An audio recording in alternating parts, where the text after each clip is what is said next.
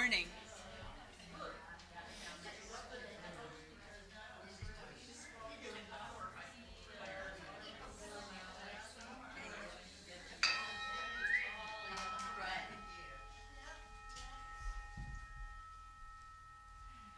Good morning and congratulations. We went from 0 to 60 in the last 5 minutes.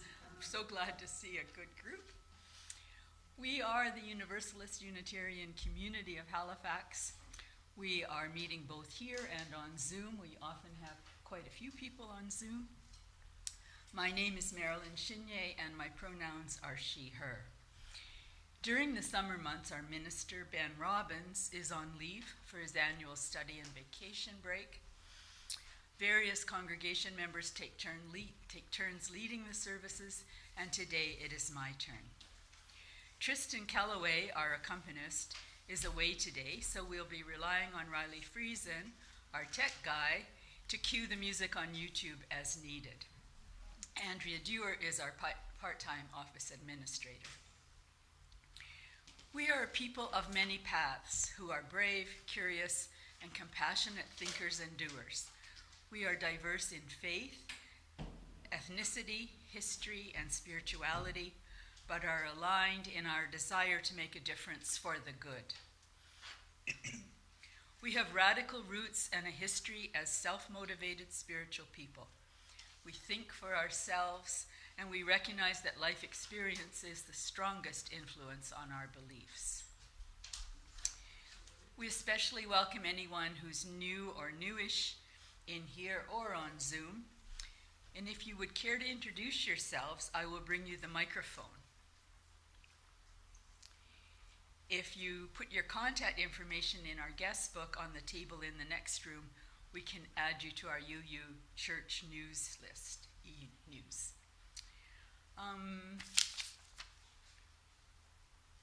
Just to quickly go over announcements which are in your order of service.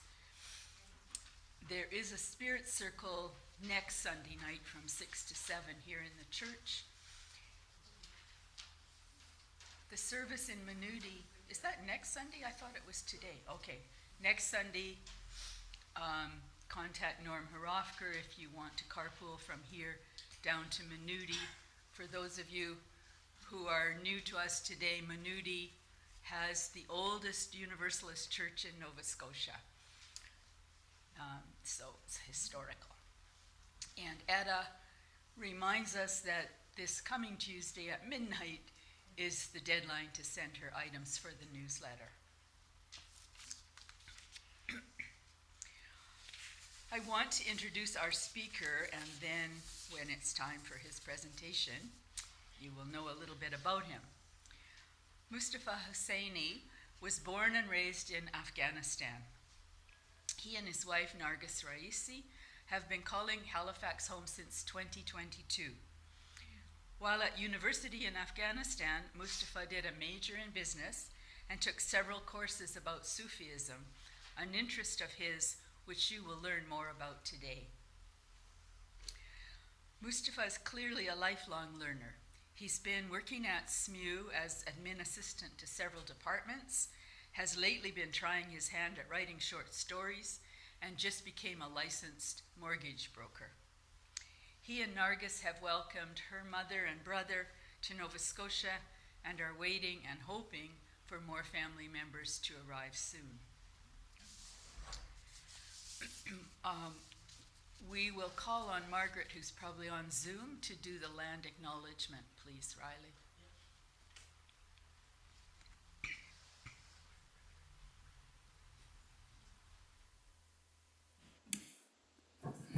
Good morning. We acknowledge that we are meeting here today and online in the territory of the Mi'kmaq, their unceded ancestral home for thousands of years. The peace and friendship treaties of the 18th century remind us that we are all still treaty people, and so in keeping with our UU principles, we commit ourselves to collaboratively move towards truth, reconciliation, and equity for all the peoples occupying these lands, Indigenous, Black, and other marginalized people experience systemic oppression in our communities. And now we mustn't also forget the newcomers to Mi'kma'ki, seen as other and discriminated against for housing and jobs. As UUs, we are also called to address the human-caused climate crisis threatening all life on Earth.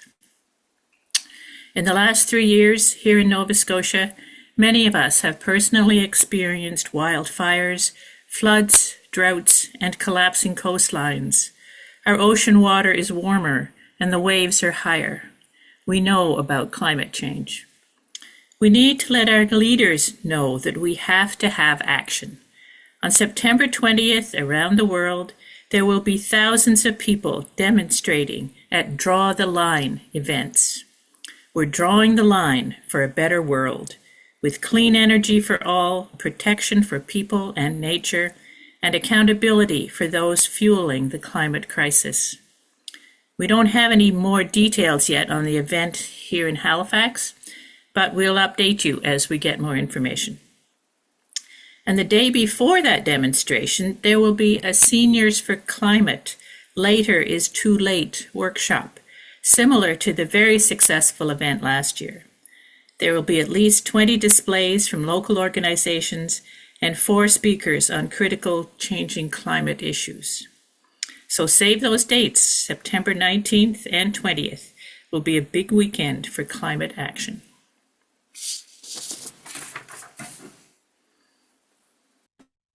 Time for the chalice lighting, and Nargis is going to come up and light it while I read the words for the chalice lighting.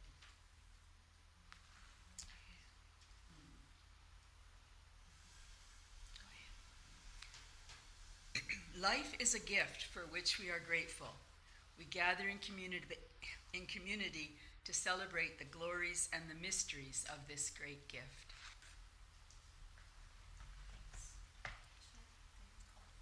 No, that's fine. And our opening song is 188, Come, Come, Whoever You Are. And this is based on a Rumi poem. So it is a translation of sorts from his poetry. It's very well known to all of us, but after singing it twice, they break into a round. So just carry on, sing whatever part of it you want to. Thanks, Riley. This is one that you know. Come, come, whoever you are, wanderer, worshiper, lover of the evening. Ours is no caravan of despair. Come, yet again, come. Come, come, whoever you are, wanderer, worshiper, lover of the evening. Ours is no caravan of despair. Come, yet again, come.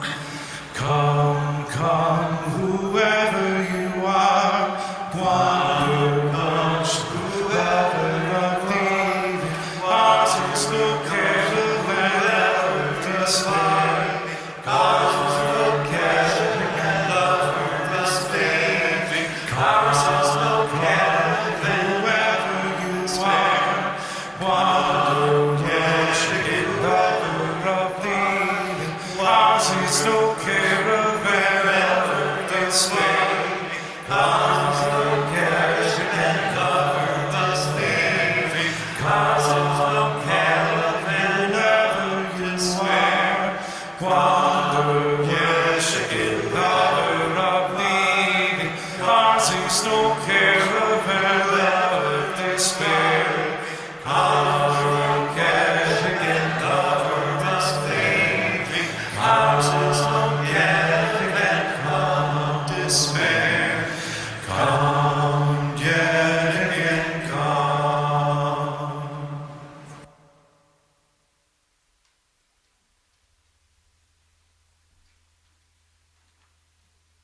It's the time in the service for joys, sorrows, and complicated truths. So we would like members and friends of this congregation to acknowledge the mutual support of the community. If you would like to bring forward your joys, sorrows, or complicated truths. I will start by dropping a stone in the communal well for all those who are with us or in our thoughts who are struggling mentally, physically, financially, or emotionally. And I will also put one in for all the joys that are in the room and online. The big joys that come along infrequently and the little joys that we are blessed with every day if we are able to see them. If you would like to come up and tell us a joy or concern, we have the mic, and I can also bring it to you.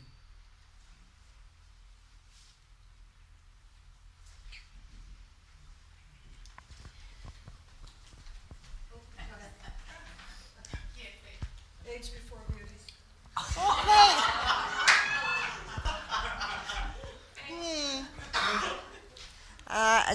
Just a quick note about Glenda Butt, who some of you know. She's had a really hard time for a while now, in and out of Emerge, with the fluid around her lung that won't go away and makes it hard to breathe.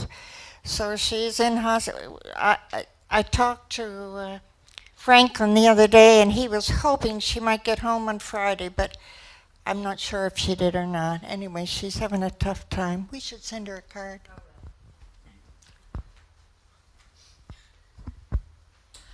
I have a joy. I just spent a week in the Northwest Territories. I didn't see the Northern Lights, so that's still on my bucket list. But I did see a herd of bison. We're driving down the highway, and this big herd of bison is on the highway. Some of them are actually running down the yellow line. So the bison have the right of way in the Northwest Territories. But it was a joy.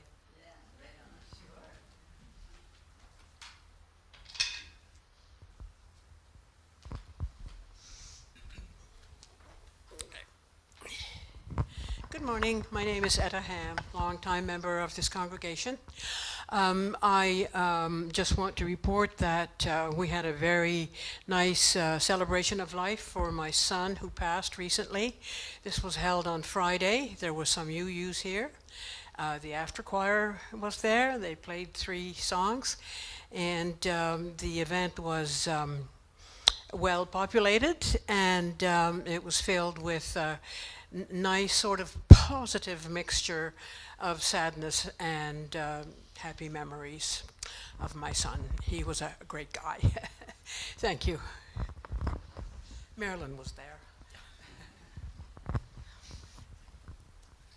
Just to follow up on that about the after choir, they all had their own mics and they sounded fabulous. I'm just convinced we need to add more microphones here. Yes, I never heard them better. Oh my goodness.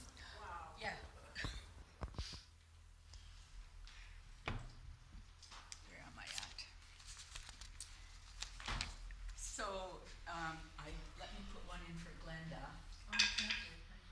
And I'd like to put one in for Mary Lou McDonald. She's not doing very well at the moment, struggling with a long-term health issue, but it's coming along. And then, Riley, is there anything online? Nope. So I'll put one last stone in. They're also ginormous. For all those joys and sorrows and complex truths held in our heart, in the silent sanctuary of our hearts. And it is all of these that weave us together in community.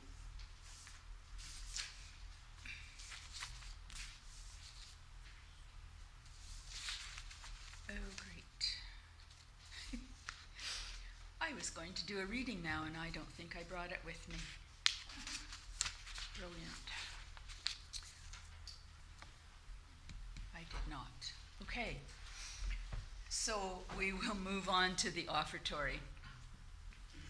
The ongoing functions of our congregation require your support in whatever way you can contribute. If you can offer financial support, The best way to do that is through our pledge drive, our annual pledge drive, which is what many of us do, and we give automatically from our accounts on a monthly basis. You can also put cash in our bowl, use the envelopes if you want to put your name on it so you get a receipt, or you can e-transfer to treasurer@uuch.ca.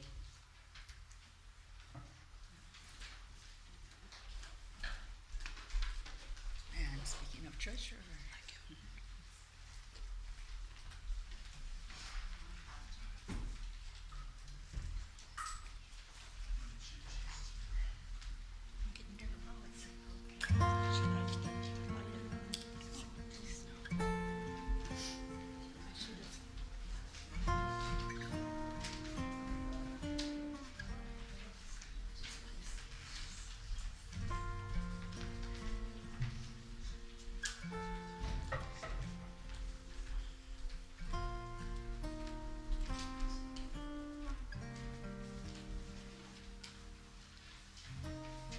so now we will have a reflective song which you may remain seated for.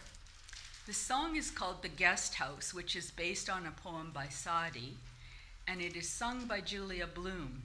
I don't think you will know it, but if you do, feel free to sing along or hum with the music. Human life's a guest house. Each day brings something new. A joy or a depression might come and visit you. A moment of awareness, a miserable mean streak could end up unexpectedly. Walking up your street.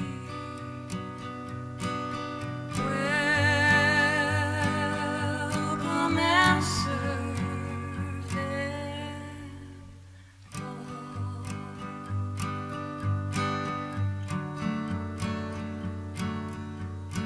And if a crowd of sorrows violently sweeps through and empties you of everything, still this way is true.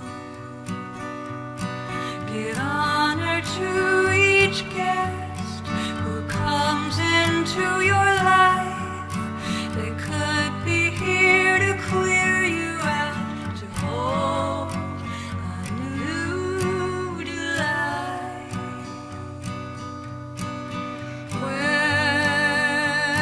Welcome and serve them all.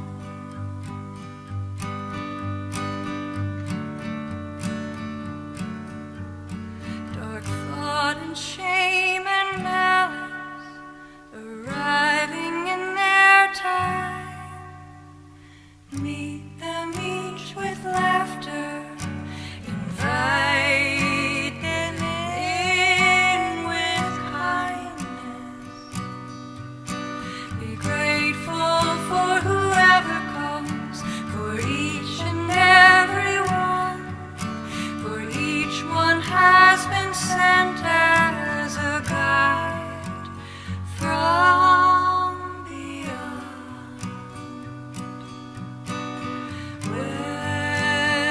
Welcome and serve them all.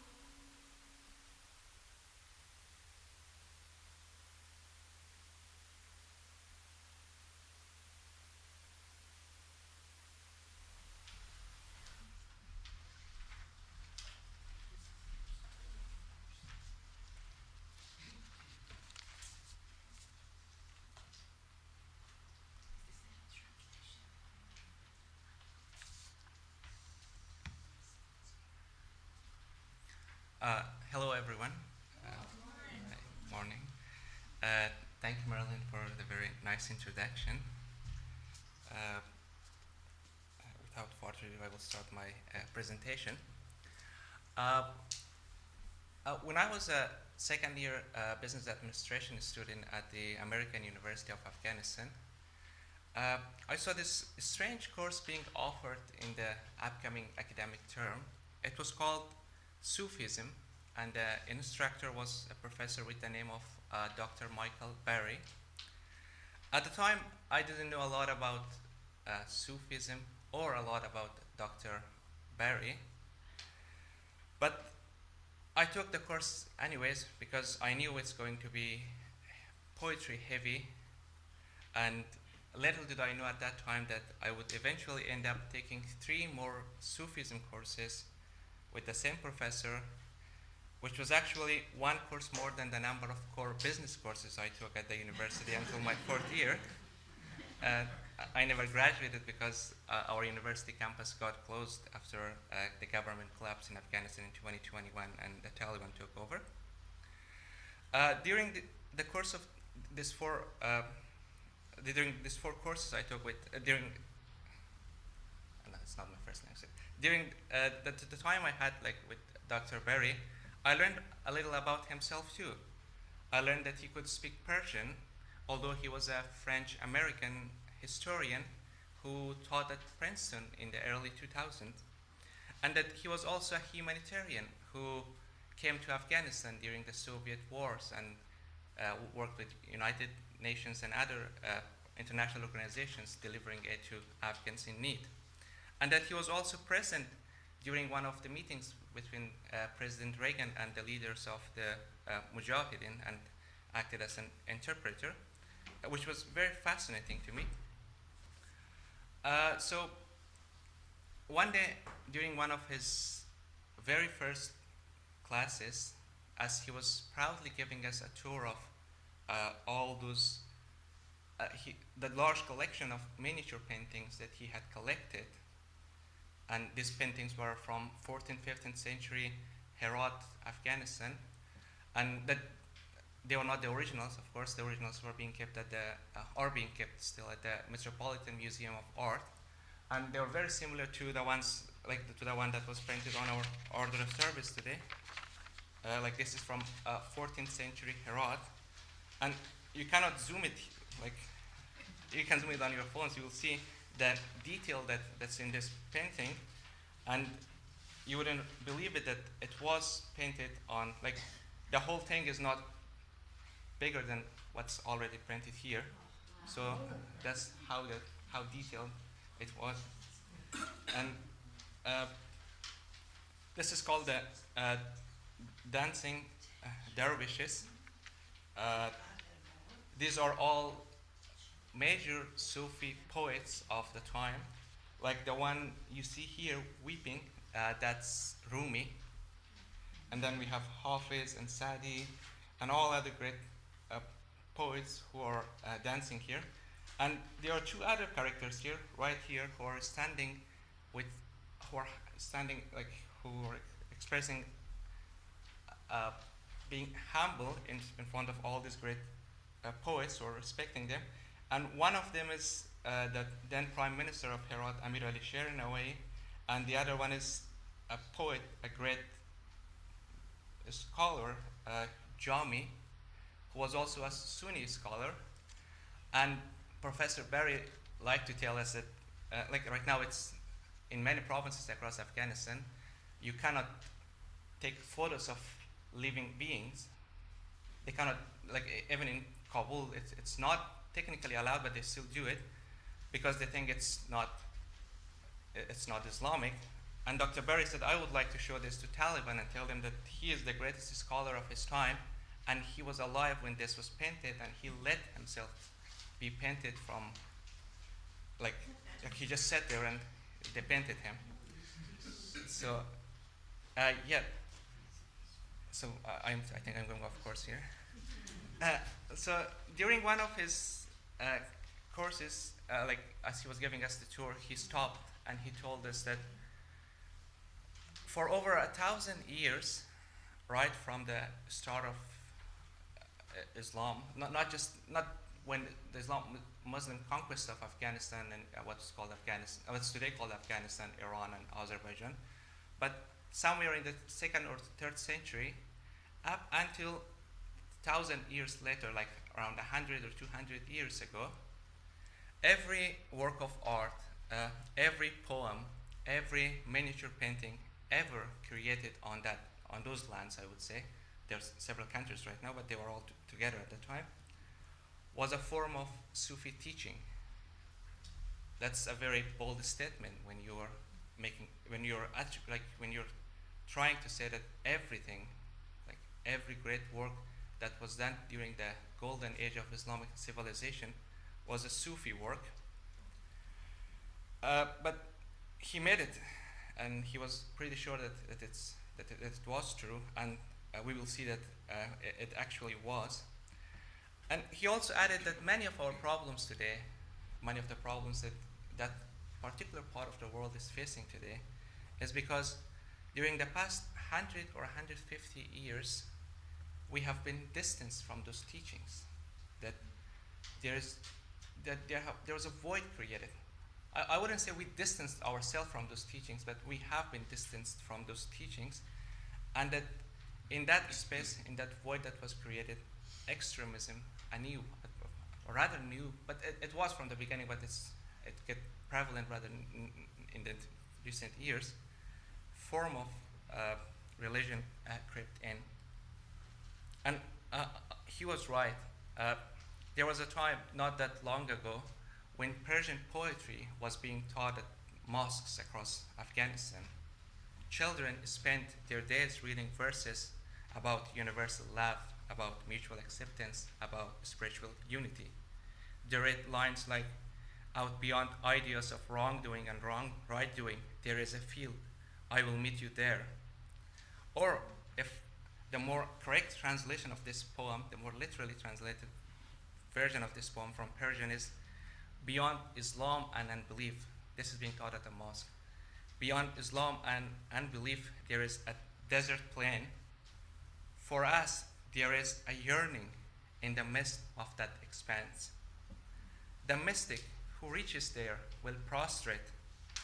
There is neither Islam nor belief nor anywhere in that place."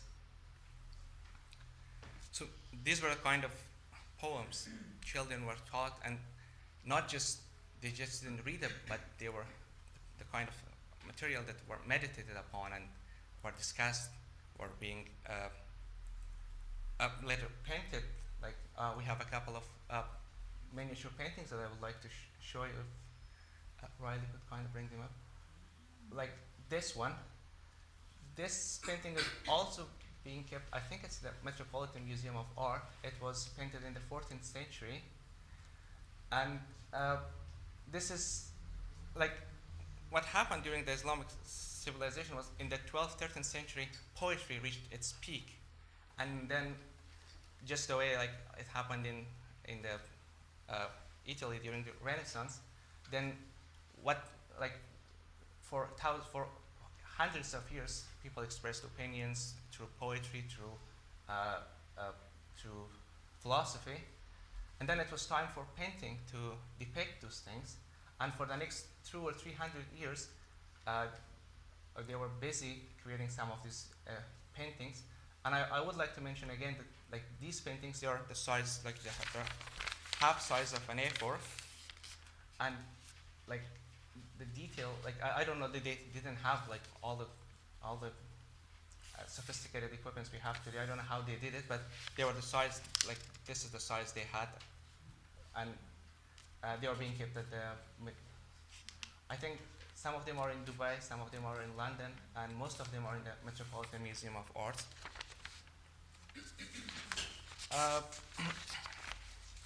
So when I came to Canada a few years ago, like I think it's 3 years now, and I began coming into this congregation, and I attended some of the Sunday services, although I hope I could attend more of them. I couldn't help but notice the similarities between some of those Sufi teachings that Dr. Berry told us about, and the principles, the values that are being that are shared by people in this congregation. Both emphasize love for all beings, both see everyone and everything as part of a universal truth, something sacred, something worthy of respect. Now I would like to take a step back and try to explain Sufism a bit for those of you who are not very familiar with it. I cannot go into a lot of details, I cannot go over everything because as Dr. Barry said, it's 1,000 years of work of philosophy, poetry, painting that could not be concluded in a short session. But Sufism is Islamic mysticism. It's Islamic mystics, they call themselves Sufis. It's not a separate sect, so it's not like we have Shia Islam, we have Sunni Islam. Sufism is more like a tradition, a practice, a method of reading the religion and understanding the world. And it pervades like through all different sects that exist in Islam, all different faiths in Islam, Shia Islam, Sunni Islam, Ismailite Islam. And since it was developed during the golden age of Islamic civilization, and it was the time when Greek work of philosophy, like ancient Greek philosophy, was translated and widely read by Muslim scholars, it's very hugely or heavily influenced by ancient Greek philosophy as well. And it was influenced by Buddhism philosophy, by Hindu philosophy, that as the interaction of Muslims with other communities across the world during the golden age of Islamic civilization increased, they began translating all those works of art and works of philosophy from all different religions and adopted them, which I think is also very similar to what UU and Universalist Unitarianism is about. Like I read it on the website that we might read a text from Bible, but we will also be using a poem from Rumi during our services. To better understand Sufis, I would like to mention two Sufi ideas that will give you a better idea of who they are and what they believe in. In Arabic, the word haq means truth, but it also means God. It's one of the names of God. So Sufis like their play with words. So they believe that anything that's true, which means anything that exists authentically in the nature, is part of the God. It's part of the divine, or a reflection or manifestation of the God. And in many works of Sufi, like Persian language is gender neutral, but from many of the works, like you could say half the work of Sufi poetry uses the manifestation of God. The manifestation of God in those poems is feminine, and in the other half is male, which is masculine, which is very interesting for its time. But the language itself is very gender neutral, so you don't know if it's a he or she, or they. It's always they. And Sufis believe that so everything that exists, everything that's true, it doesn't matter. Is it a human? If it's the nature, if it's animals, if it's anything in the world, is a manifestation of God, is a part of God. You cannot have duality. You either have truth, or you don't have it. So if everything is truth, if you're all true, if we exist, if the nature exists, then it's true. And if it's true, then it's God, because God exists and God is truth. Which is radical for its time and even radical for today's time. There is this Sufi philosopher called Ibn Arabi, who was Spanish. He was born in Spain. He has a very famous quote that the human eye is the eye through which the God looks upon the God. And the human mind is the mind upon which the God, through which, or with which, the God thinks about the God. can think about the nature, and that humans, like we are all a manifestation of God in this world, and therefore we should all respect each other and respect everything. But human beings have this ability to reflect God in the purest way possible, because we can think. We are the only creatures that can think. And that's why Sufis do another thing, which is called polishing the mirror of heart. Sufis believe that we're all a reflection of God, okay? But human beings have the most power to reflect God, to show God at its best. And how could that be done? Through our heart. A human heart is like a mirror. The more you polish it, the better it will reflect God. The better. Like Sufis spend their whole life polishing the mirror of heart. How do you polish it? Well, you can see it in their poetry. You polish it by being kind, by accepting others, by believing that we are all true, that we have to respect others. If there's also this other Sufi belief, which I think reminds me of, which is also very similar to how we, as UUs, like we care about the climate change. We do believe in science. We do believe in nature, and how the laws of nature applies regardless of whether we are happy or not. Because there is also this, since everything is a reflection of God, Sufis also say that God is the rule of nature. 1 + 1 = 2 is God. And if you think that one day God can decide that 1 + 1 will not be 2, it will be 3 today, or it will be 4, you have not understood God correctly. Because God is that law. God is the law of nature. God is physics. God is in all. And that's part of the reason why at that time when this thing was going on, like this Sufi form of Islam was the most prevalent, we had the golden age of Islamic civilization, because you were being, like people were being encouraged to study science, to study the world, the nature, because that's where God is, and that's where you have a better idea of the one beyond. And another thing I would like to mention on another quote that I have from the same Sufi poet Ibn Arabi, which I think reminds me of the 8th principle of UU that was recently added. It's about diversity. Ibn Arabi says, "Imagine all the universe is a single tree with many branches, many leaves, and many fruits.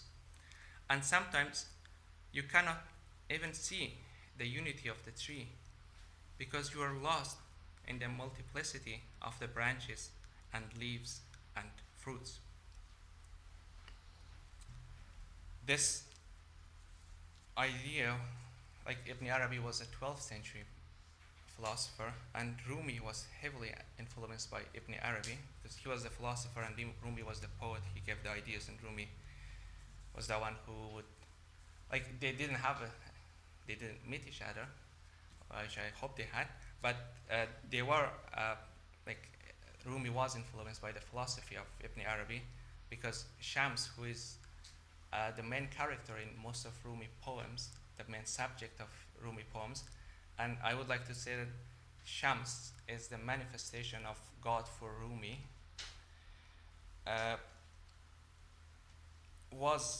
did meet Ibn Arabi, and they did have a lot of discussion and exchanges, and so the whole thing was very interconnected and widely spread across the world, which from you would say from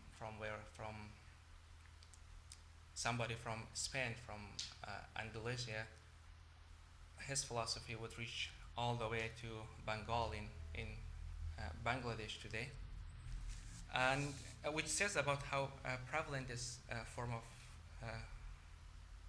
this school was. I wouldn't call it a faith or a sect, because they don't like to be called that.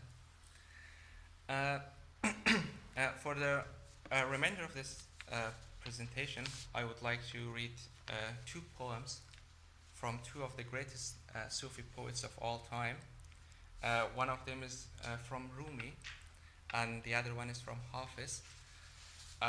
Especially the one from Hafiz, I think if we go deep into and look between the lines, we will see how many of the 8 principles of UU can be found here.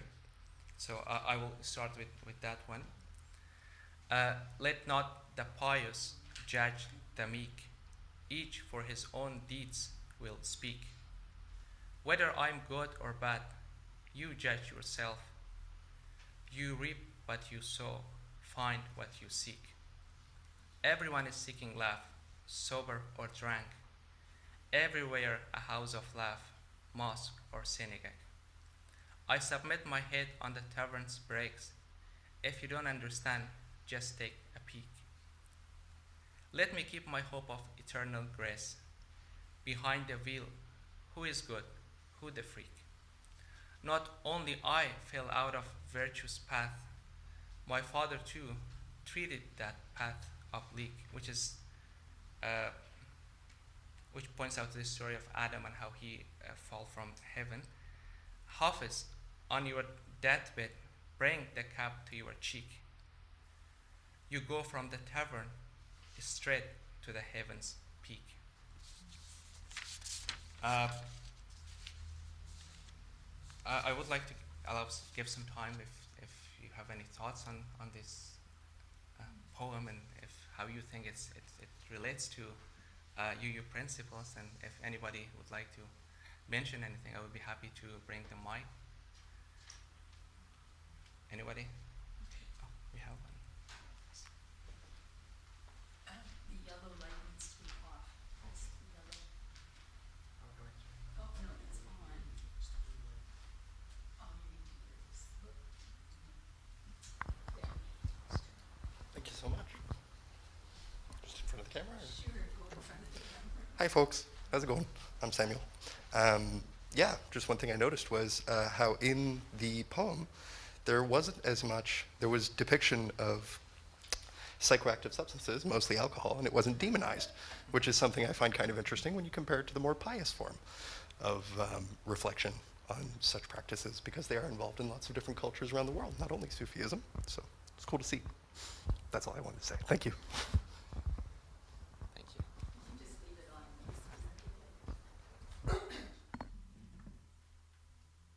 Yeah, I would like to mention, and Sufis love their symbolism, and they use a lot of metaphors. Like wine is one of those symbols which Sufis love. Like they love the idea, like the dancing dervishes. You can see from the photo that they are high, at least, and they are in ecstasy. And one of them, like especially one of those people there, you can see if you can find. Like a few guys here, like they are done. Like they have to go home.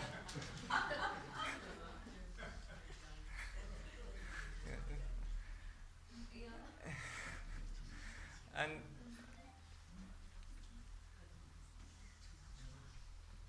like in a lot of Sufi paintings, you would also see a cup of wine, and I hope I had brought some of them. Like some of not cups of wine, but some of the paintings. Like the cup of wine, like the way they paint it, like the top will be like a moon, and it will also look like a mirror. So it's a symbol for a pure heart that's like a mirror that could reflect what's beyond, like the God or the Creator. So and which like right now, like in Afghanistan, like this, like Hafiz was born in Iran, Rumi was born in Afghanistan.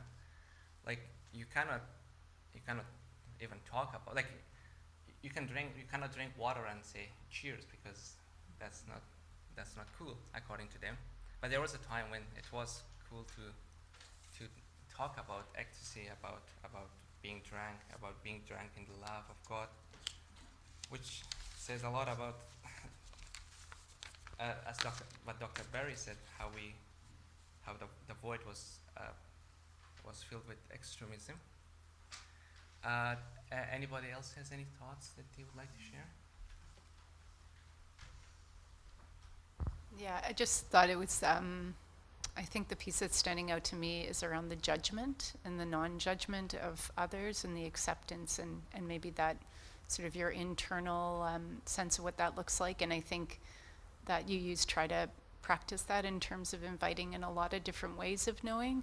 And I also think it's a challenge to not judge. Like there's the, if you think of politics and Trump and the judgment around people who follow these certain belief systems that seem to contradict what the principles are about, but that there's just almost like that non-judgment piece, I think is something that exists here in both ways. Thank you.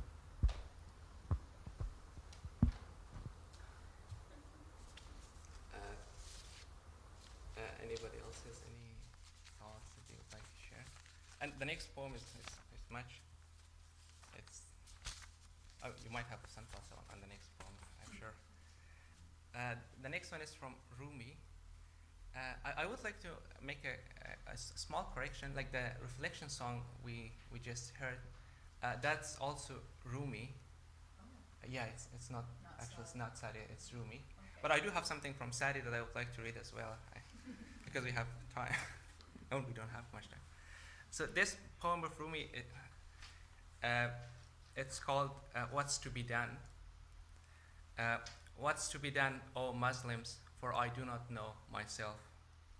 I'm neither Christian, nor Jew, nor Magian, nor Muslim.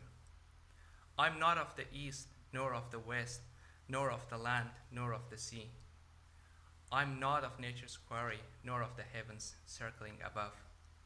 I'm not made of earth, nor of water, nor of wind, nor fire, nor of the divine throne, nor the carpet, nor the cosmos, nor mineral. I'm not from India, nor China, nor Bulgaria, nor Turkestan. I'm not from the kingdom of the two Iraqs, nor from the earth of Khorasan. Neither of this world nor the next I am, nor of the heaven, nor of the hell. Nor from Adam, nor from Eve, nor from Eden, nor Rizwan. Rizwan is a Persian word for paradise. My place is placeless, my tress is tressless. This neither body nor soul, for I myself am the beloved. I have cast aside duality. I have seen the two worlds as one. One I seek, one I know, one I see, one I say. He is the first, he is the last, he is the outward, he is the inward. I know no one other than he, none but he, who is he, which is also an indication, like it points out to the idea of unity of all beings in Sufi Islam. Drank with love's cup, the two worlds have been lost to me. I have no business save carousing and revelry. If once in my life I spent a moment without you, from that time and from that hour I repent of my life. If once in this retreat I went a moment with you, I will trample on both worlds and dance in ecstasy. O Shams of Tabriz, I'm so drunk in this world that except for drunkenness, I have no tale to tell. Any thoughts anybody would like to share? Yeah, sure. So, what are Rumi's dates? When was Rumi born and when did he die? Oh, it was 14th century. 14th century. I don't remember the exact dates, but it's like I'm sure it's 14th century. He was born in Balkh, which is in modern day Afghanistan. Then he was a migrant. He went to Turkey, which was at the time called Rome, because just recently how do you call it, Eastern Roman Empire had fallen, but people still call that land Rome, and that's why he got the nickname Rumi. Yeah, it's that room, the same room. Yeah. So yeah, he spent the rest of his life in Turkey, and he's buried in Turkey. He's in 14th century poet. Yeah, 14th, 13th century.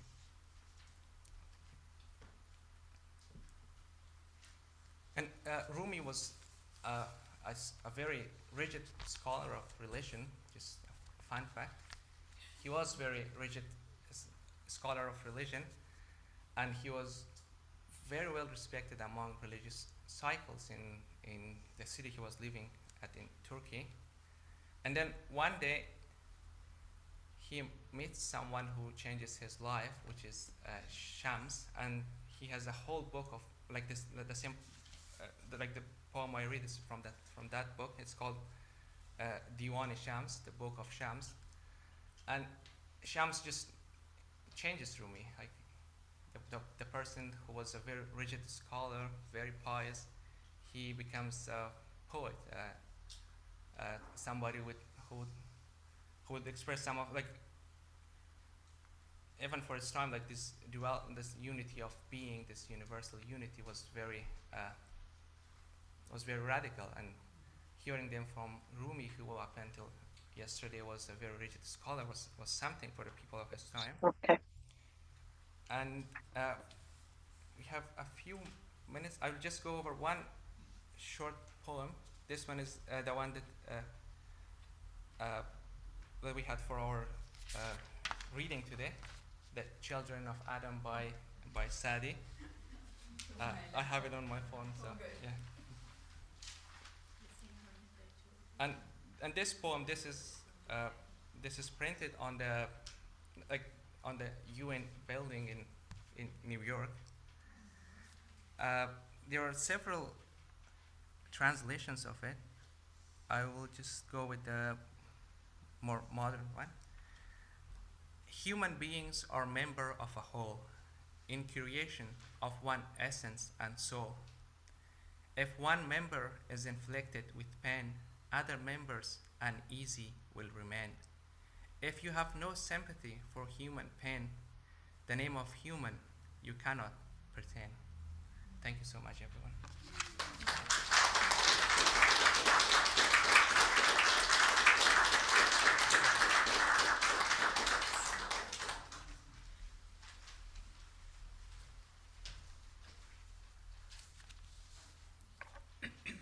Thank you so much, Mustafa. That was fascinating.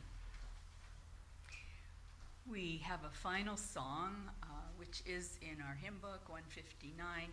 This is My Song, the music by Sibelius. And this we will be able to sing along to.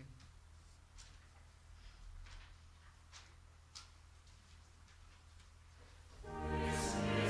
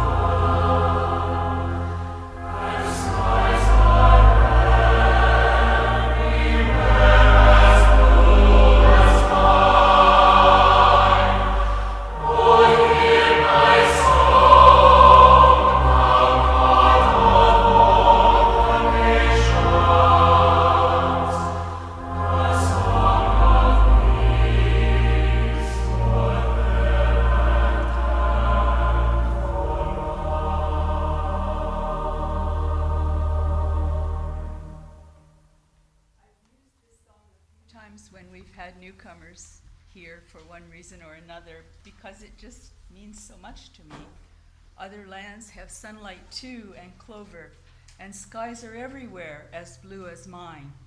Oh, hear my song, thou God of all the nations, a song of peace for their land and for mine. I'm sorry we missed passing out the hymnals. So I will extinguish the chalice with these closing words. To serve God, oh, and this is also Sadi, to serve God is nothing other than to serve the people. It does not need rosaries, prayer carpets, or robes. All people are members of the same body, created from one essence. If fate brings suffering to one member, the others cannot stay at rest. There will be coffee and cake in the other room, and we will